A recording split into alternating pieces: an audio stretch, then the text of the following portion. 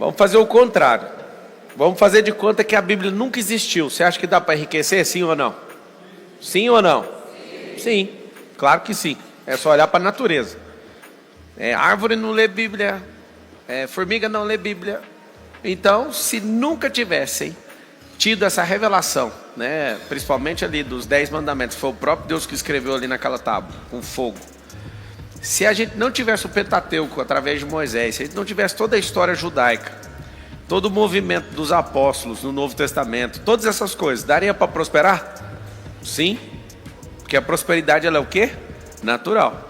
Agora, sabendo que a Bíblia tem mais de 30 mil versículos e que a instrução toda dela é instruída pelo Espírito Santo para te fazer ter uma vida boa, comer o melhor dessa terra.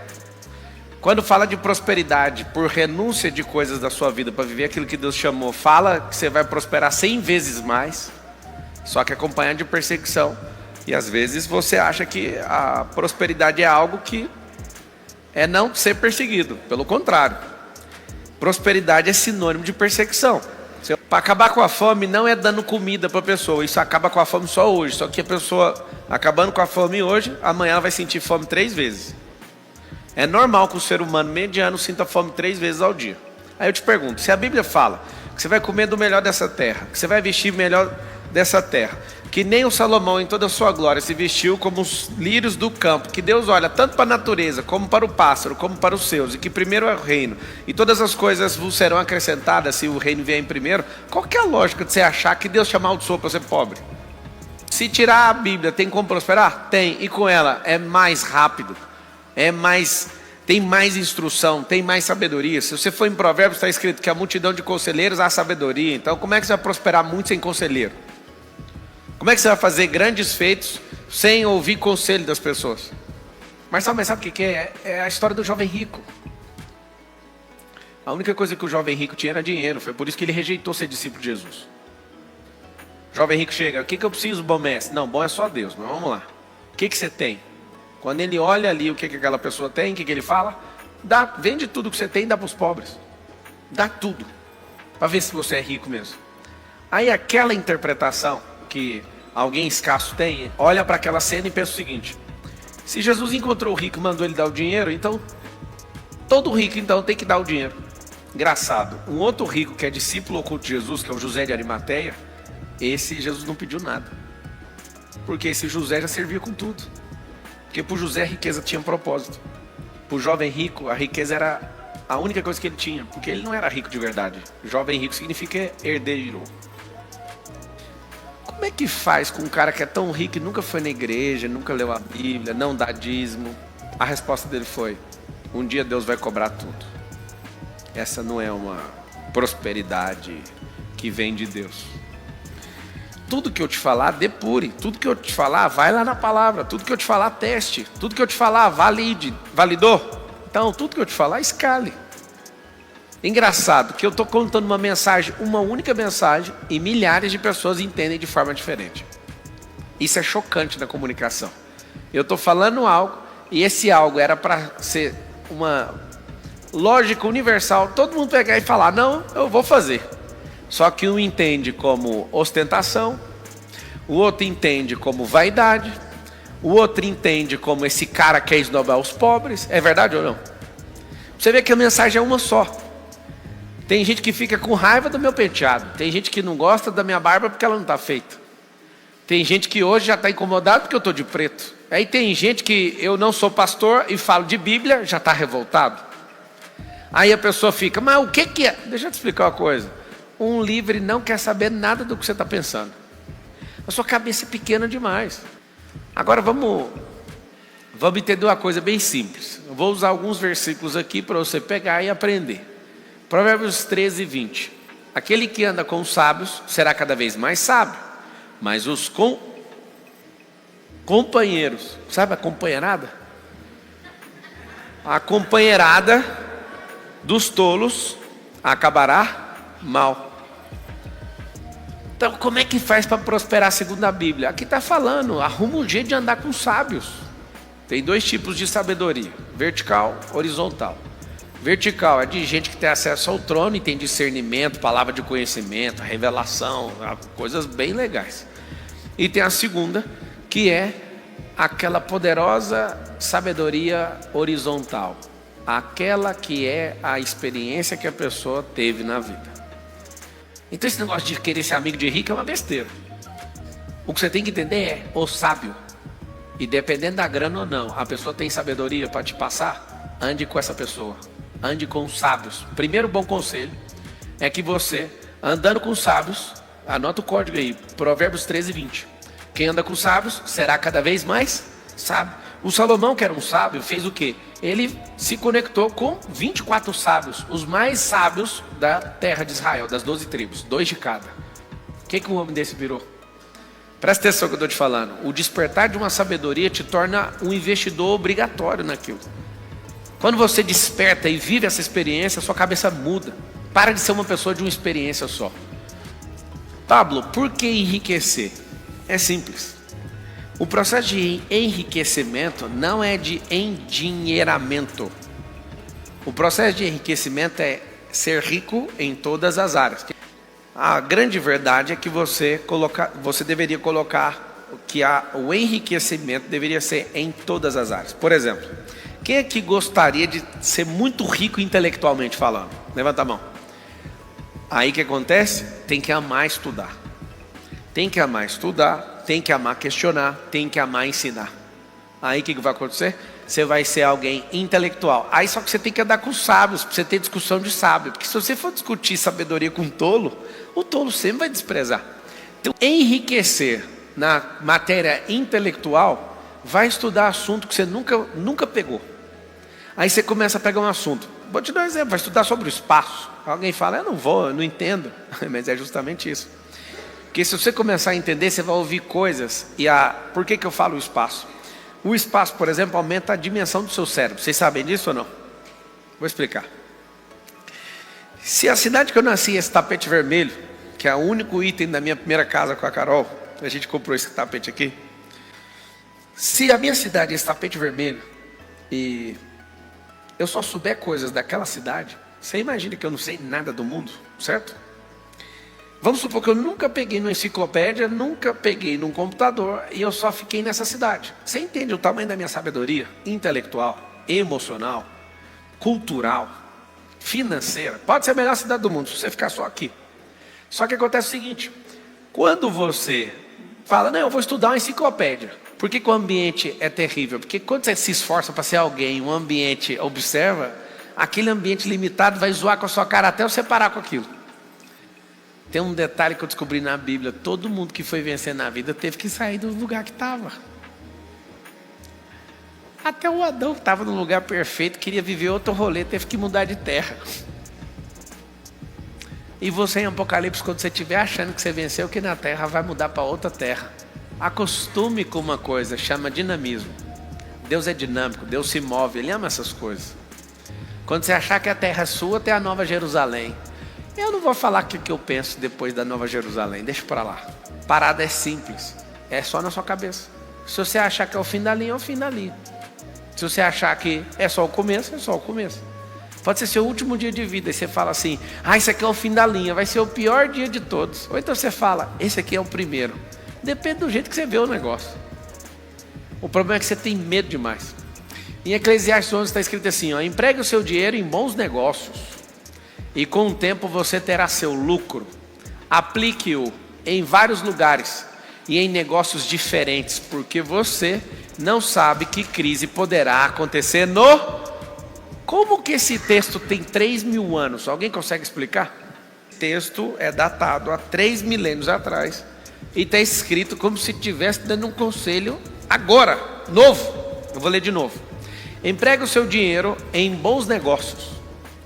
E com o tempo você terá seu lucro. Alguém falou algo poderoso sobre o tempo. Alô, pega o código. Não viva de lucro imediato, que isso é mentira, é antinatural. E não demore, porque se demorar, acaba com o lucro. O que é demorar? Se a gestação de uma mulher leva 9 meses e você esperar 10 ou 11, significa que matou o neném. A germinação de uma semente, toda a espécie que Deus criou tem data de retorno. Então o lucro está no retorno, no ROI. E aí quando você olha para a natureza, você fala, está tão simples assim. Tudo tem que ter retorno. Se você me der 100 sementes, se eu não souber te falar qual é a semente, que data que vai voltar, eu posso falar, plante e teste, você vai ver, ela vai voltar tal dia. Cada semente está cravada isso dentro dela. A macieira, por exemplo, o amadurecimento dela é 5 anos, você não vai conseguir ter maçãs de 5. Aí tem jabuticabas de 5, de 7, de 15. Tem coisas que levam semanas, coisas que levam meses. Algumas plantas levam décadas.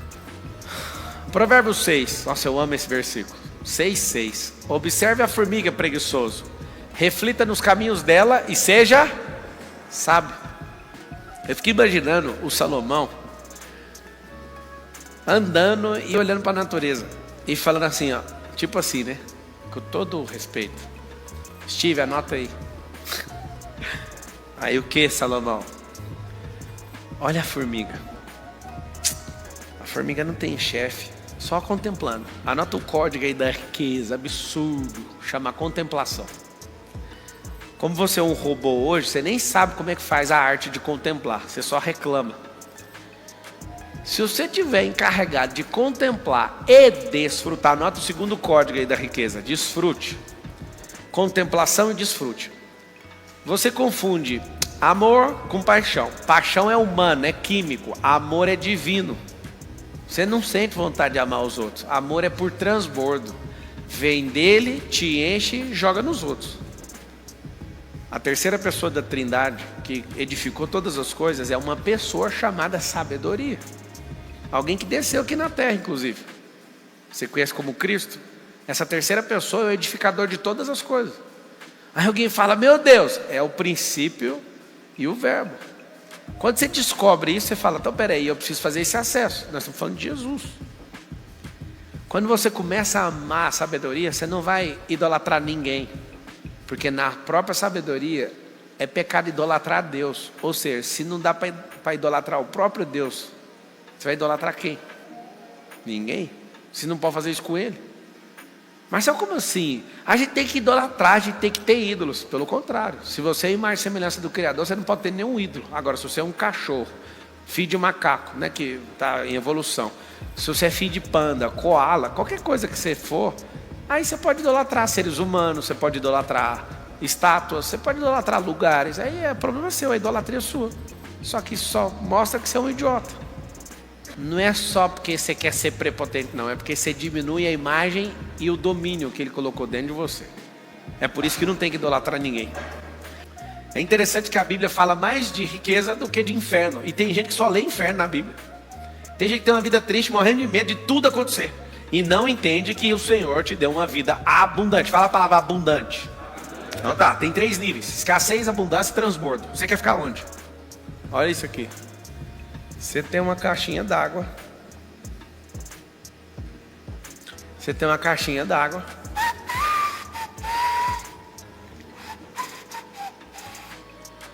Se tiver no estágio 1, tem um furo bem aqui, ó. O pouco de água que enche, já vaza. Estágio 1, chama-se escassez. Escassez. Estágio 2, abundância. Abundância, que é quando a água bate no limite da capacidade. Quando a água bate o limite da capacidade, chama o quê? Abundância. Que aí você fala, não é até onde eu mereço, é a minha capacidade, é o que eu dou conta. É quando eu faço sozinho, ser abundante. E o nível 3? Nível 3 está aqui, ó. Quando essa água passa da capacidade e vaza por cima. Esses 3 estágios aqui, ó, eu estou decidido a prosperar. Se você tiver decidido a prosperar e pegar a instrução na palavra, vai mais rápido. Sabe por quê? Porque se você pegar na palavra e entender que está escrito assim, que todas as coisas cooperam para o bem daqueles que amam a Deus, são chamados segundo o seu propósito, você vai falar assim, ó, tudo que acontece comigo, a Bíblia está dando uma instrução, é para o meu bem, eu vou avançar com isso. Por mais que pareça prejuízo, às vezes é normal o prejuízo. O segredo está na confiança. Escuta aqui o que eu vou te falar. Se você é uma pessoa que confia em você e as pessoas confiam em você, o jogo tá fechado. Se as pessoas pararem de confiar em você e você não parar de confiar em você, o jogo continua. É isso que a maioria não sabe. Porque se 10 se levantarem contra você, ainda não é aquilo que está no versículo. 1000 cairão ao teu lado, 10.000 cairão. É o Fernandinho cantando essa música, é louco demais. Eu nunca serei atingido. Nossa, eu acho doido demais. Como é que é? 1000 ao meu lado, 10.000 à minha direita. Eu vou continuar sem ser atingido? Vou. Você arrega para 3. Eu só penso o contrário. Eu dou conta de sair no tapa com todo mundo, que ele vai continuar me fortalecendo. Eu posso fazer a pior bobeira do mundo. Eu posso tudo, fazer coisa certa ou errada, ele vai me fortalecer e eu vou continuar vivo. Alguém fala, não acredita. Eu estou te falando, você tem um viés errado do que está escrito. Tudo posso é passar por doença, tudo posso é passar por perseguição, é passar por tudo. Ela está falando? Fala comigo assim, tudo. Se eu juntar esse versículo com todas as coisas que cooperam para o bem daqueles que amam a Deus, eu já estou resolvido emocionalmente. Presta atenção no que eu estou te falando. Esse negócio de 1000 de um lado, 10.000 é batalhas mais batalhas para uma pessoa passar por isso. Tá achando que você é o Sonic no videogame? Que vai num atacado, numa corrida de 30 segundos vai derrubar 10? Não, são batalhas, mas mesmo assim o Senhor está com você. Tudo posso naquele que me fortalece, vai cair 1000 de um lado, 10.000 do outro, e todas as coisas cooperam para o bem daqueles que amam a Deus. Então, significa que se você renunciar em amor de mim, nessa vida presente vai ganhar 100 vezes mais, mas com mesmo tanto de perseguição. Busca primeiro o reino de Deus, a sua justiça, as demais coisas não serão alcançadas. O que venceu, eu lhe considerei que se assente comigo no meu trono, assim como eu venci, me assentei no trono do meu pai. Está escrito lá em Provérbios, a alma generosa prosperará. Por que esse treino está gravado no seu coração? Para libertar um povo.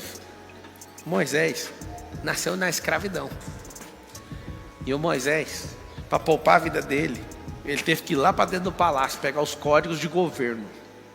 Ficou 40 anos sendo neto do faraó. E na hora que ele ia cumprir o propósito, ele faz merda. Igual você, igual eu, né? E foge. E é engraçado que ele ficou 40 anos fugindo. Ele ficou 40 anos fugindo do propósito dele. Sabe o que ele estava fazendo?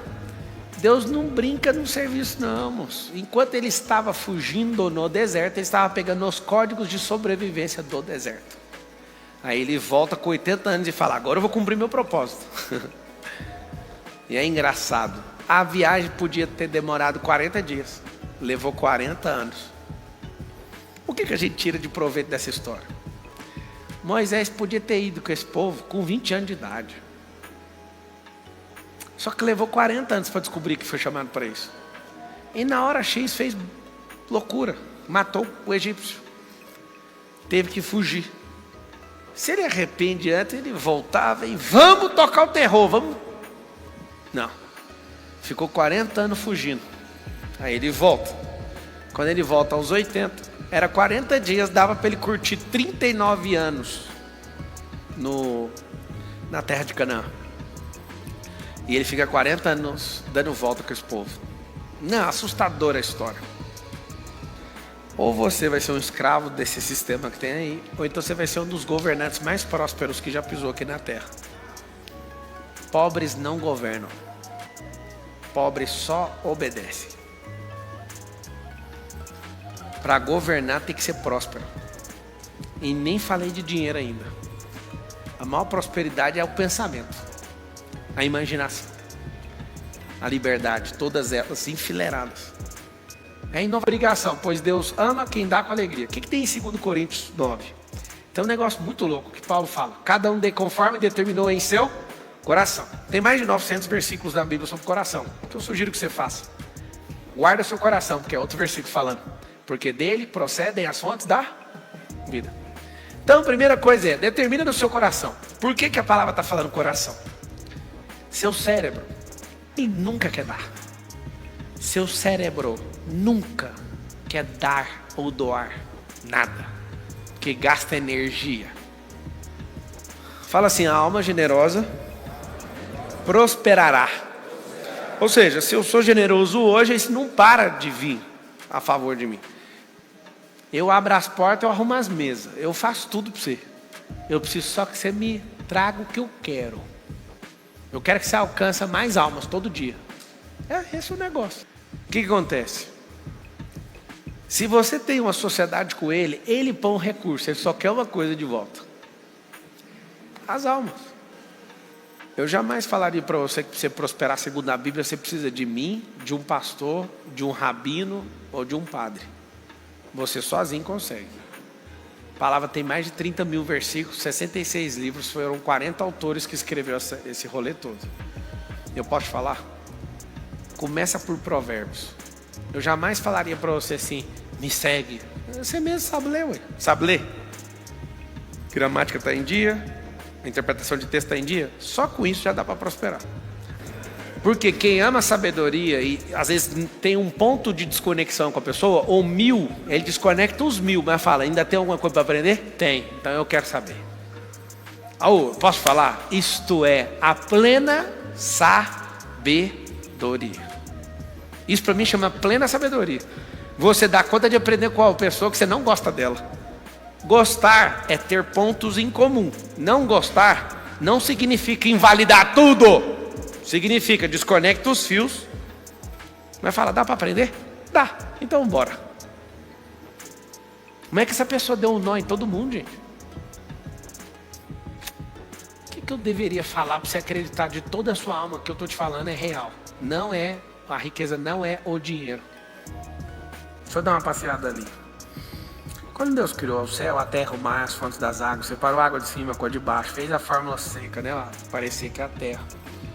Ele criou os astros, criou o sol no 4º dia, criou os animais no 5º, criou a gente no 6º. No 7º ele falou, vamos curtir a vida doidada. Que dia que ele criou o dinheiro? Hein? Que dia que ele criou o dinheiro? Nenhum. Tá bom, então a gente vai voltar pro Éden. A primeira coisa que tem que fazer como ser humano é voltar pro Éden, para você entender a origem. Biologicamente somos ricos, 37 trilhões de células, 86 bilhões de neurônios, somos seres altamente poderosos, com o poder de Deus encapsulado na sua imagem e semelhança, e eu vivo falando que a minha ideologia é da miséria. Você entendeu que isso não existe? Isso não existe. Engraçado que se a Bíblia fosse contra a riqueza, por que ela ia ficar falando que Salomão tinha 300 escudos de ouro maciço? Que o Salomão era isso, que o Salomão é a Bíblia ostentadora? A Bíblia ostentadora, então? Para com essa cabeça, moço. Para de pensar igual chimpanzé. A gente não veio do macaco. Então, amigo, ame aquilo que ele ama e repudie aquilo que ele repudia. Essa é a verdadeira amizade que a pessoa tem com a outra. Amar o que a pessoa ama e repudiar o que a pessoa repudia. Se eu tiver amizade com você que ama o que eu odeio, logo eu estarei amando o que você ama. E a minha vida vai sair do prumo. Você não entendeu até agora. Não tem como ter amizade com Deus amando o que Ele ama e amando o que Ele odeia.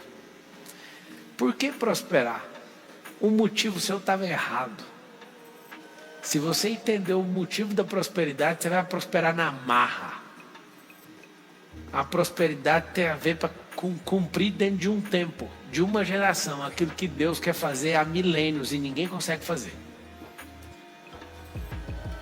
Se você entender que o propósito da riqueza é para fazer aquilo que Deus quer, Ele vai te abençoar e você vai ficar constrangido. E aqui eu quero declarar uma palavra para poucos que vão conseguir absorvê-la. Isso é um problema seu e não meu. Você vai sentir constrangimento do tamanho da riqueza que Deus vai colocar nas suas mãos. Esse constrangimento não vai fazer você ficar sem fazer. Esse constrangimento vai te deixar tão doido que você vai ser obrigado, por constrangimento, a exercer o transbordo e abençoar a milhões de pessoas. Você vai sentir uma compulsão em não poder segurar aquilo. Olha que interessante. Aqui está falando de um homem mais rico do Oriente. Perdeu tudo, porque ele tinha medo. Acha o versículo aí que está escrito assim: e aquilo que eu mais temia me sobreveio. O que interessa é, quando ele tratou o problema dele, Deus restituiu o dobro. Então tem um negócio que chama restituição e remissão de tempo. Deus faz essas duas coisas. Anota aí. Vocês que se sentem derrotados, às vezes estão culpando a Deus por isso. Tem duas coisas que você tem que aprender. Chama restituição e remissão do tempo. Num curto espaço de tempo, o Senhor pode redimir tudo e restituir algumas vezes mais o que você perdeu. Isso. O que você conseguiu até agora, que você chama de alguma coisa, foi com o seu tempo de ignorância. Você imagina o seu tempo de sabedoria. Nunca mais esqueça essa declaração, tá?